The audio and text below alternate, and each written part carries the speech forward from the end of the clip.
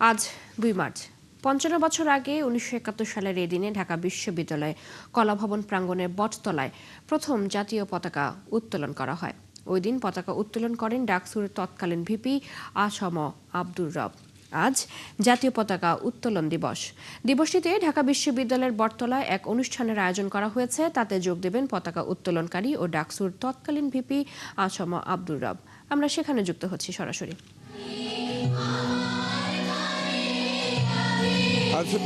এখনো শোনে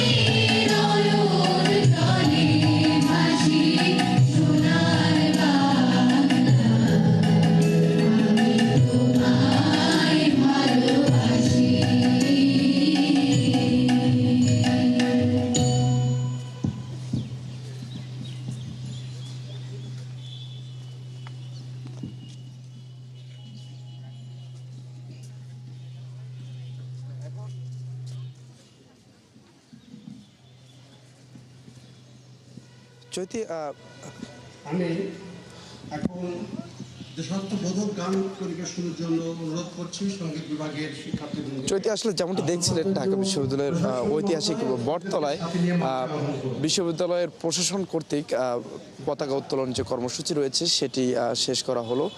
এখানে ডক্টর আসম আব্দুর রব আসার কথা ছিলেন, কিন্তু এখনো পর্যন্ত তিনি পৌঁছাননি।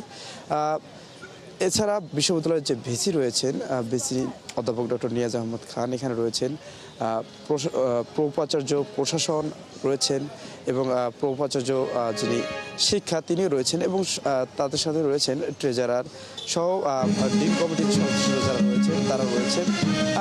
আমরা যতটুকু জানতে পেরেছি কিছুটা আলোচনার পাশাপাশি কিছু সাংস্কৃতিক আয়োজন রাখা হয়েছে অনুষ্ঠানে।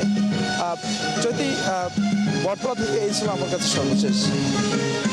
রায়হান, ধন্যবাদ আপনাকে যুক্ত হবার জন্য। আমাদের সাথে ঢাকা বিশ্ববিদ্যালয় প্রাঙ্গণ থেকে যুক্ত ছিলেন সহকর্মী রায়হান কবির।